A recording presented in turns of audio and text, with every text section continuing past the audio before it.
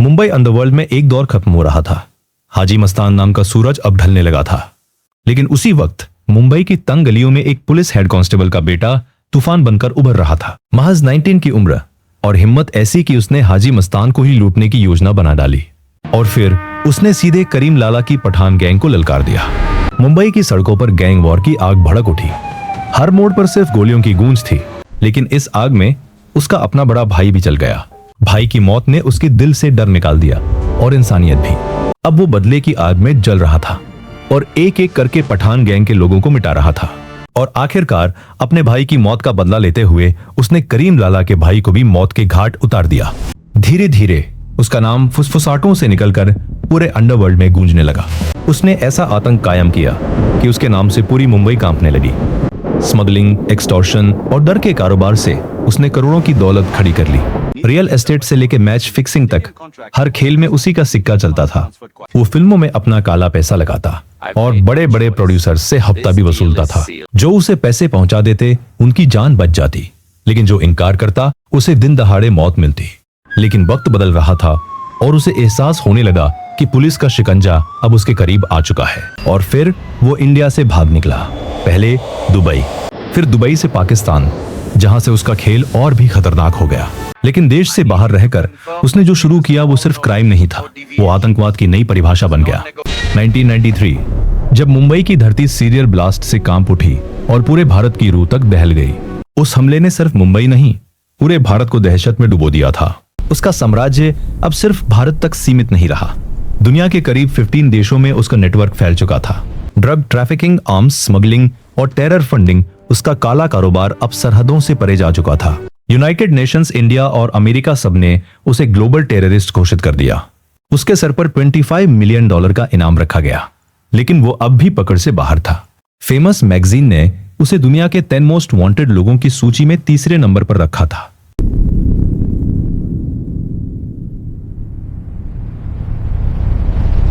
ये कहानी है मुंबई अंडरवर्ल्ड के सबसे खूंखार डॉन दाऊद इब्राहिम कास्कर की। कभी पैसों की तंगी में उसे अपनी पढ़ाई तक छोड़नी पड़ी। छोटी मोटी चोरी से उसने क्राइम की दुनिया में पहला कदम रखा। डोमरी की गलियों से निकलकर वो पूरे अंडरवर्ल्ड का बेताज बादशाह बन गया। सुप्रीम कोर्ट ने इस केस में अपना अंतिम फैसला सुनाया, जिसमें दाऊद इब्राहिम, अनीस इब्राहिम और टाइगर मेमन को दोषी ठहराया गया। उसका साम्राज्य सिर्फ सब कॉन्टिनेंट तक नहीं, बल्कि दुनिया के कई हिस्सों तक फैल चुका था। दाऊद इब्राहिम डी कंपनी का boss, Mumbai organised crime syndicate का सबसे बड़ा नाम। साल 1955 हेड कांस्टेबल इब्राहिम कास्कर अपनी पत्नी अमीना बी के साथ निराले शाह बाबा के दरबार में पहुंचे। बाबा ने भविष्यवाणी करते हुए कहा, तुम्हारे 6 बेटे होंगे और उनमें से दूसरा बेटा बहुत फेमस और दौलतमंद बनेगा। और फिर 26 दिसंबर 1955 को महाराष्ट्र के रत्नागिरी जिले में उनके दूसरे बेटे का जन्म हुआ, जिसका नाम रखा गया दाऊद इब्राहिम कास्कर। दाऊद के जन्म के बाद परिवार मुंबई के डोंगरी इलाके में आकर बस गया। उन दिनों मुंबई में अंडरवर्ल्ड के 3 नाम गूंजते थे, हाजी मस्तान, करीम लाला और Varadarajan Mudaliar. Police head constable होने के बावजूद इब्राहिम कास्कर के अंडरवर्ल्ड के बड़े डॉन से अच्छे रिश्ते थे। करीम लाला को जब दाऊद के जन्म की खबर मिली तो उसने खुशी में एक बड़ी दावत दी थी। लेकिन उसे कहां पता था कि जिस बच्चे के जन्म पर वो आज जश्न मना रहा है, वही आगे चलकर उसके रास्ते का सबसे बड़ा कांटा बनेगा। दाऊद के जन्म के बाद परिवार में 10 और बच्चे हुए। इतने बड़े परिवार का खर्च उठाना आसान नहीं था। मुश्किल हालात के बावजूद इब्राहिम कास्कर ने दाऊद को अच्छी तालीम देने की पूरी कोशिश की। दाऊद उनका दूसरा बेटा था और उन्हें निराले शाह बाबा की भविष्यवाणी पर पूरा भरोसा था कि एक दिन ये बेटा कुछ बड़ा करेगा। जहां बाकी बच्चों का दाखिला म्युनिसिपैलिटी और उर्दू स्कूलों में हुआ, वहीं दाऊद को एक इंग्लिश मीडियम स्कूल में भेजा गया ताकि उसे बेहतर तालीम मिल सके। 6th क्लास तक घर की हालत सामान्य थी। जिंदगी मुश्किल जरूर थी, लेकिन संभली हुई थी। लेकिन 1966 में हालात अचानक बदल गए। एक हाई प्रोफाइल मर्डर केस को सुलझा न पाने की वजह से इब्राहिम कास्कर को सस्पेंड कर दिया गया। इस एक फैसले ने पूरे घर की नींव हिला दी। सस्पेंशन के बाद परिवार फाइनेंशियल क्राइसिस से जूझने लगा। घर की हालत इतनी खराब हो गई कि कई बार भूखे सोने तक की नौबत आ गई। और यही वो रातें थीं जिन्होंने दाऊद के भीतर कुछ बदलना शुरू कर दिया। कठिन हालातों ने आखिरकार उसकी पढ़ाई भी छीन ली और दाऊद स्कूल से दूर हो गया। इसी दौरान उसकी दोस्ती कुछ ऐसे लोकल लड़कों से हो गई जो चोरी और ठगी जैसे कामों में लिप्त थे। उनके साथ रहते रहते दाऊद भी उसी अंधेरी राह पर चल पड़ा। महज 14 साल की उम्र में उसने पहली बार चोरी की, लेकिन ये बात ज्यादा दिनों तक छिपी नहीं रही। शिकायत सीधे उसके पिता तक पहुंच गई। उस दिन इब्राहिम कास्कर ने उसे खूब पीटा ताकि वो सुधर जाए, लेकिन दाऊद कभी नहीं सुधरा, बल्कि उसके अंदर लालच और बगावत की आग और तेज हो गई। जल्द से जल्द दौलत और शोहरत पाने की चाह में वो अपराध की दुनिया की गहराइयों में उतरता चला गया। इसके बाद दाऊद और उसके दोस्तों ने मोहत्ता मार्केट में एक दुकान खोली, जहां विदेशी घड़ियों के नाम पर लोगों को ठगा जाता था। छोटी मोटी ठगी और चोरी करते करते वो आसपास के इलाकों में एक गुंडे के तौर पर पहचाना जाने लगा। अब उसके संपर्क लोकल गैंगस्टरों से होने लगे थे और अपराध की दुनिया के दरवाजे उसके लिए खुल रहे थे। कुछ समय बाद वो लोकल डॉन बासु दादा के गिरोह का हिस्सा बन गया। दाऊद के सपने बड़े थे और थोड़ी पावर मिलते ही उसने अपने ही बॉस को आंखें दिखानी शुरू कर दी। लेकिन एक दिन बासु दादा ने उसके पिता और बड़े भाई शब्बीर कास्कर के खुलेआम बेइज्जती कर दी और यही पल आने वाले तूफान की शुरुआत बनने वाला था। ये बेइज्जती दाऊद को इतनी चुभी कि उसने खुलेआम बासु दादा को खत्म करने की ठान ली और अपने साथियों की मदद से उसने बासु दादा का पूरा साम्राज्य ढा दिया। धीरे धीरे दाऊद गैंगस्टर्स की दुनिया में अपना कद बढ़ाता जा रहा था।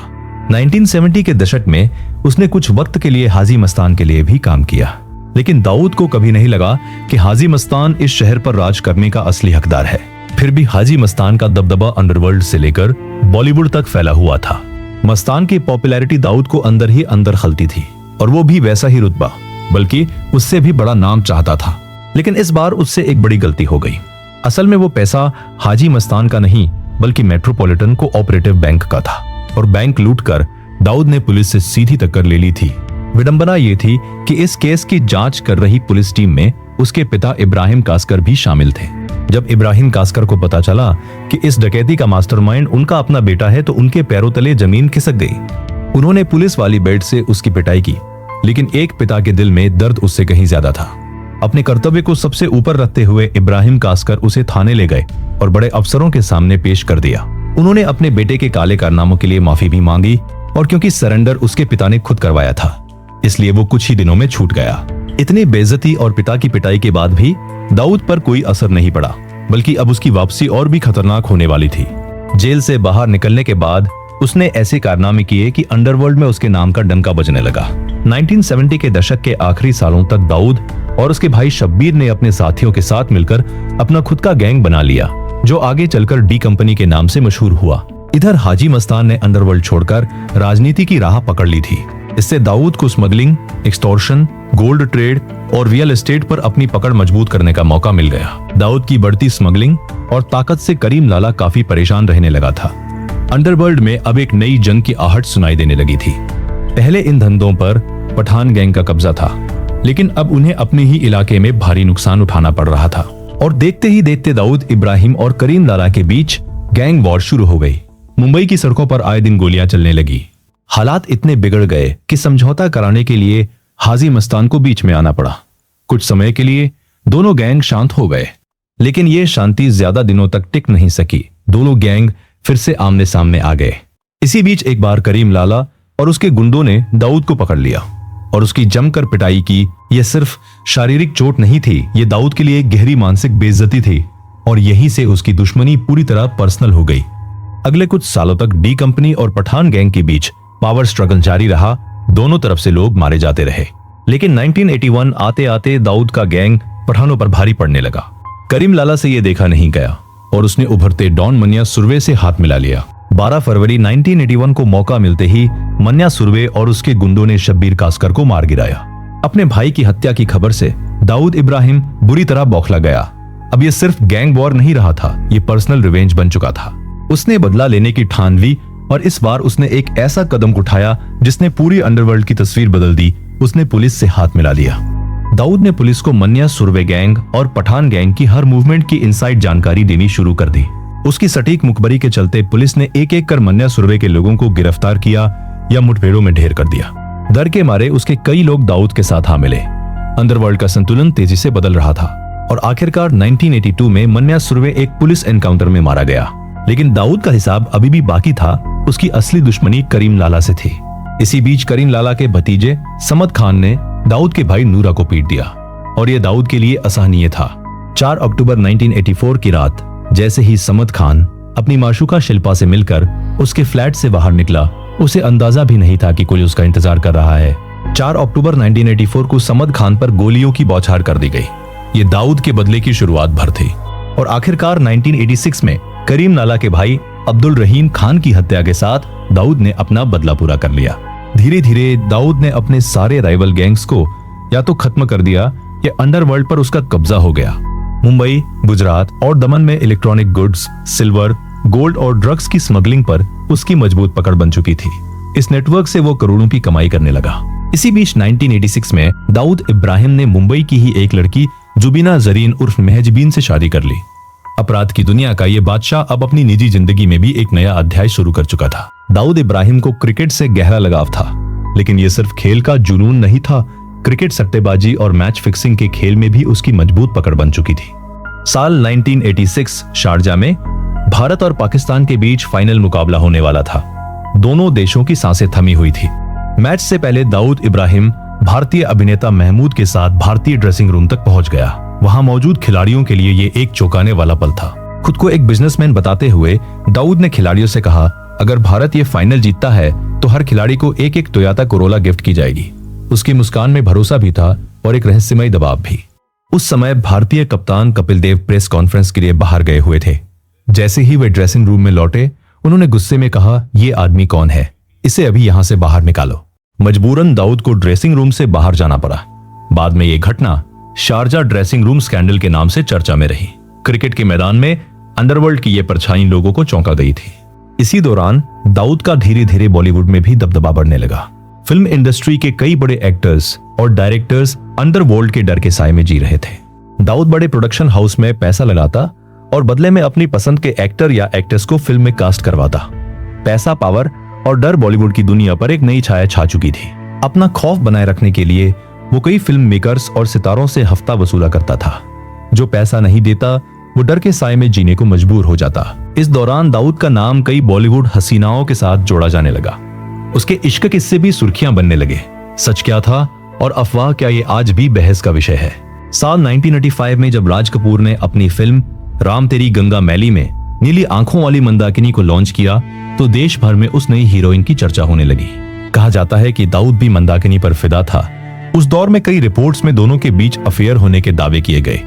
हालांकि इन दावों की कभी आधिकारिक पुष्टि नहीं हुई। कुछ सालों बाद दुबई के एक स्टेडियम से दोनों के साथ वाली तस्वीरें सामने आई। तस्वीरों में मंदाकिनी और दाऊद एक साथ मैच देखते हुए नजर आ रहे थे। इसके बाद मीडिया में उन्हें दाऊद की गर्लफ्रेंड कहा जाने लगा। दाऊद अंडरवर्ल्ड की दुनिया में शिखर पर था, लेकिन उसी समय उस पर पुलिस का शिकंजा भी कसने लगा। तत्कालीन पुलिस कमिश्नर एस सोमन ने दाऊद को पकड़ने के लिए वारंट जारी किया। पुलिस को खुली छूट दे दी गई कि किसी भी कीमत पर उसे गिरफ्तार किया जाए। मर्डर, एक्सटॉर्शन और स्मगलिंग समेत कई आरोप उसके सिर पर थे। दाऊद समझ चुका था कि अब मुंबई में रह पाना उसके लिए मुश्किल है। एक फैसला लिया जा चुका था, शहर छोड़ने का। पुलिस के बढ़ते दबाव के बीच दाऊद ने अपने परिवार और कुछ करीबियों के साथ भारत छोड़ने का फैसला कर लिया। एक रात वो चुपचाप देश से निकल गया। उसी रात क्राइम ब्रांच की टीम ने डी कंपनी के हेडक्वार्टर पर छापा मारा, लेकिन तब तक देर हो चुकी थी। डिपार्टमेंट के अंदर से हुई मुखबरी ने खेल पलट दिया था। दाऊद अब दुबई से अपने गुर्गों के जरिए मुंबई को कंट्रोल करने लगा। सिर्फ मुंबई ही नहीं, उसने दूसरे देशों में भी अपने नेटवर्क फैलाने शुरू कर दिए। उस समय डी कंपनी में उसके लिए कई भरोसेमंद लोग काम करते थे। छोटा राजन, मोहन कोटियन, गुरु सताम, छोटा शकील और शरद शेट्टी जैसे नाम उसके नेटवर्क का हिस्सा थे। दुबई से बैठकर वो पूरे नेटवर्क की कमान संभाल रहा था। डी कंपनी में दाऊद की पोजीशन नंबर 1 थी और छोटा राजन नंबर 2 पर। लेकिन छोटा शकील को यह बात बिल्कुल पसंद नहीं थी। वो खुद दाऊद का सबसे करीबी बनना चाहता था। कहा जाता है कि छोटा शकील और उसके करीबी शरद शेट्टी और सौत्या अक्सर छोटा राजन के खिलाफ दाऊद के कान भरते रहते थे। डी कंपनी के भीतर दरारें पड़ने लगी थी। इसी बीच 1992 में दाऊद के जानी दुश्मन अरुण गवली गैंग ने उसकी बहन हसीना पारकर के पति इब्राहिम पारकर की हत्या कर दी। यह हमला अब सीधा निजी बन चुका था। अपने जीजा की मौत का बदला लेने के लिए दाऊद ने शूटरों शैलेश हल्दांकर और विपिन शौर्य को खत्म करने की जिम्मेदारी छोटा राजन को सौंप दी।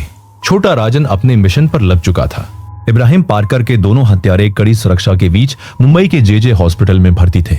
छोटा राजन के लिए उन्हें खत्म करना आसान नहीं था। दाऊद को अपने जीजा की मौत का बदला लेने की जल्दी थी, इसलिए उसने ये काम छोटा राजन की जगह छोटा शकील को सौंप दिया।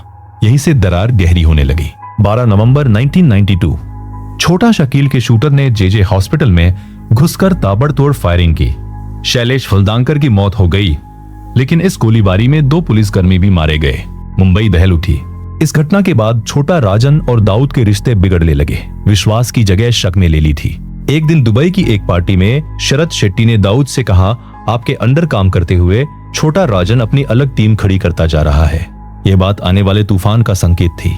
इन शब्दों के बाद दाऊद का भरोसा डगमगाने लगा। वह अपने राइट हैंड छोटा राजन को अहम प्लानिंग से दूर रखने लगा। डी कंपनी के भीतर दरार अब साफ दिखाई देने लगी थी।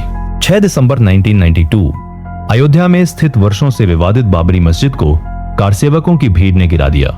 इसके बाद पूरे देश में तनाव और हिंसा फैल गई। जगह जगह दंगे भड़क उठे। मुंबई भी इस आग से नहीं बच सकी। शहर जो कभी नहीं सोता था, अब डर के साए में था। कहा जाता है कि टाइगर मेमन और दाऊद इस सब का बदला लेना चाहते थे। दोनों ने मिलकर मुंबई को दहलाने की प्लानिंग शुरू कर दी। इसी बीच पाकिस्तान की खुफिया एजेंसी ISI पर भी भारत को चोट पहुंचाने की साजिश में शामिल होने के आरोप लगे। मुंबई एक बड़े तूफान की ओर बढ़ रही थी। कहा जाता है कि इस साजिश में दाऊद, उसका भाई अनीस, मोहम्मद दोसा और टाइगर मेमन जैसे नाम शामिल थे। लेकिन दाऊद ने अपने कभी सबसे भरोसेमंद रहे छोटा राजन को इस प्लानिंग से दूर रखा। जनवरी 1993 में ISI के समर्थन से पाकिस्तान से RDX, राइफल्स और ग्रेनेड की खेप गुजरात के रास्ते भारत पहुंचाई गई। इन कंसाइनमेंट्स को मुंबई तक पहुंचाने में अबू सलेम की अहम भूमिका बताई जाती है। 12 मार्च 1993 की दोपहर महज 2 घंटे 10 मिनट के भीतर मुंबई 12 जोरदार धमाकों से दहल उठी। शहर थर्रा गया। इन धमाकों में करीब 257 लोगों की जान गई। 700 से ज्यादा लोग गंभीर रूप से घायल हुए। यह हमला सिर्फ इमारतों पर नहीं था, यह मुंबई की आत्मा पर वार था। 12 मार्च 1993 के सीरियल ब्लास्ट भारत के इतिहास के सबसे खतरनाक आतंकी हमलों में गिने जाते हैं। जांच में दाऊद इब्राहिम की बड़ी भूमिका सामने आई। इस साजिश में शामिल कई लोगों को गिरफ्तार किया गया, लेकिन दाऊद पुलिस के हाथ नहीं आया। वो कानून की पकड़ से दूर रहा। हमले के बाद दाऊद दुबई से निकलकर पाकिस्तान जा छुपा। भारत ने आरोप लगाया कि वहां उसे सुरक्षा दी गई। 1993 के बाद दाऊद ने पाकिस्तान से ही अपनी क्रिमिनल एक्टिविटीज जारी रखी। सख्त निगरानी के बावजूद मुंबई में उसका खौफ बरकरार रहा। बॉलीवुड में भी उसका डर बना रहा। ना उसकी गुंडागर्दी कम हुई और ना ही उसके अफेयर्स के किस्सों पर लगाम लगी।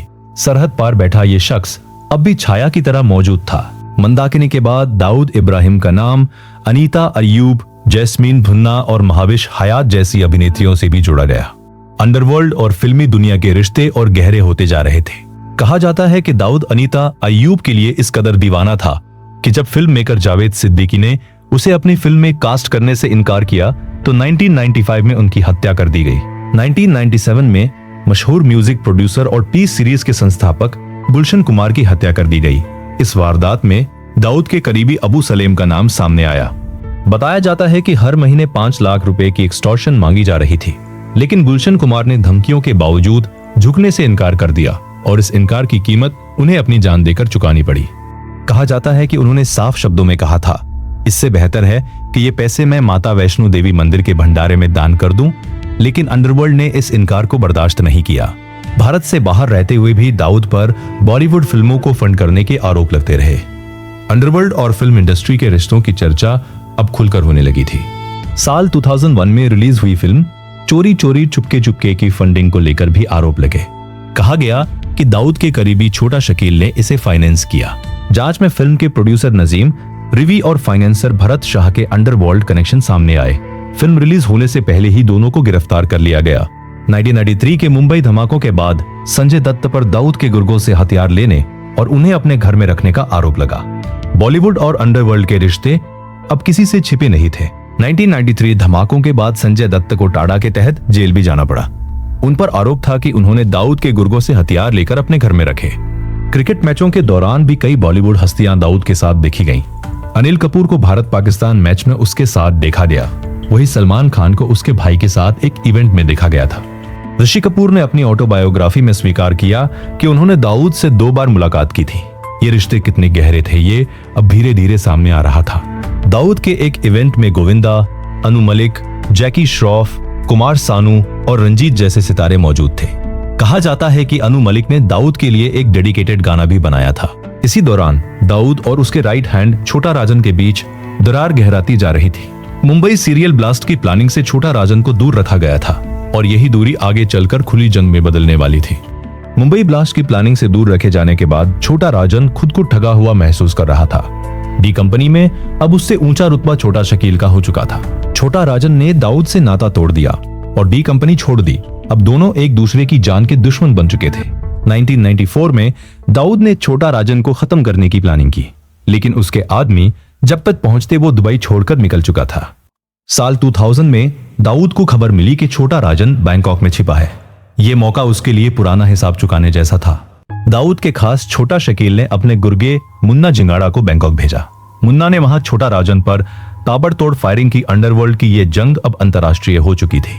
बैंकॉक हमले में गोलियों की बौछार के बावजूद छोटा राजन बच निकला। एक बार फिर किस्मत ने उसका साथ दिया। छोटा राजन ने भी कई बार दाऊद को खत्म करने की कोशिश की, लेकिन हर बार वो नाकाम रहा।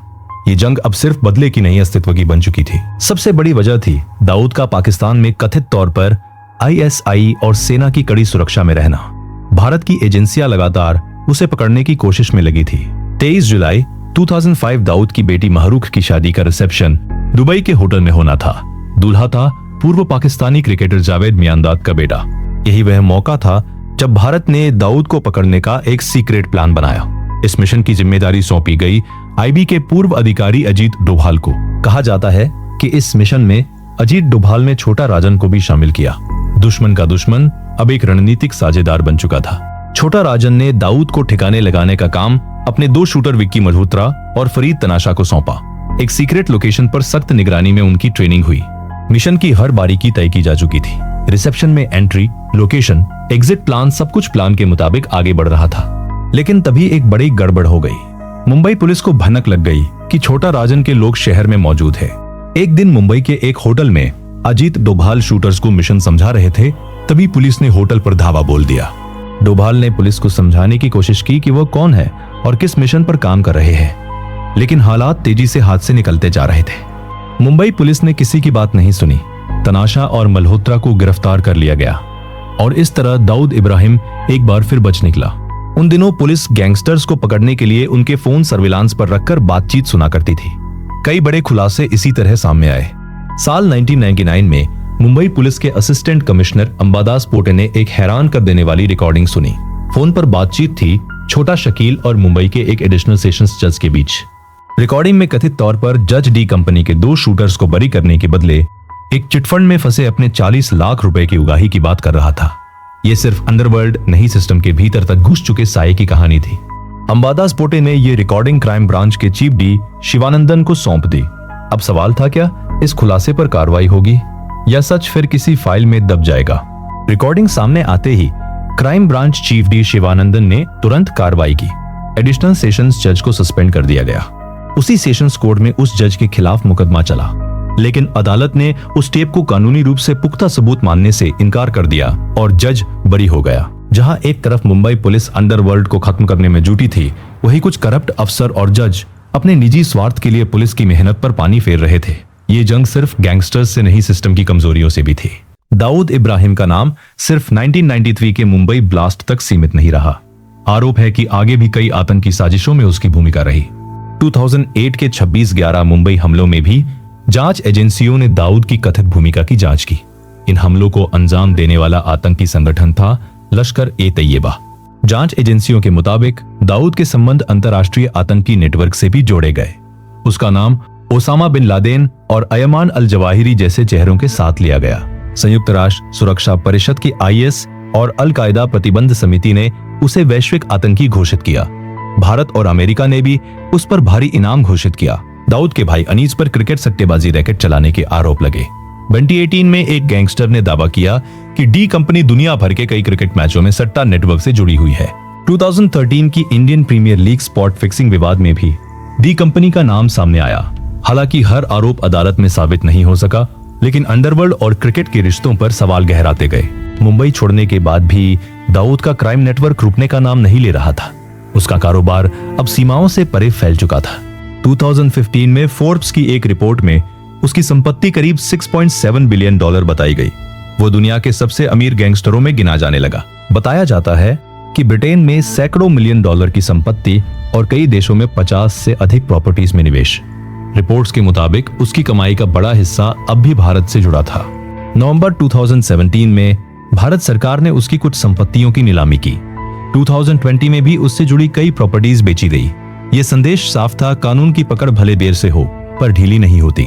रिपोर्ट्स के अनुसार उसका network Bharat, Pakistan, UAE, United Kingdom, Germany, तुर्की, फ्रांस, स्पेन, मोरक्को, साइप्रस, दक्षिण Africa, Sri Lanka, Nepal, Thailand, Malaysia और सिंगापुर तक फैला हुआ बताया जाता है। आज भी कंपनी को सिर्फ एक अंडरवर्ल्ड गैंग नहीं बल्कि एक ट्रांसनेशनल क्रिमिनल नेटवर्क के रूप में देखा जाता है। पिछले 2 दशकों में कभी कोरोना, कभी हार्ट अटैक तो कभी जहर से मौत की अफवाहें उड़ती रही, लेकिन हर बार ये खबरें झूठी साबित हुई। भारत से भागने के बाद बताया जाता है कि उसने कई बार अपना नाम और पहचान बदली, यहाँ तक कि हुलिया बदलने के लिए सर्जरी कराने की बातें भी सामने आई। उसे पकड़ने की कोशिश में मुंबई पुलिस ही नहीं बल्कि अंतर्राष्ट्रीय एजेंसी इंटरपोल भी लगी हुई है।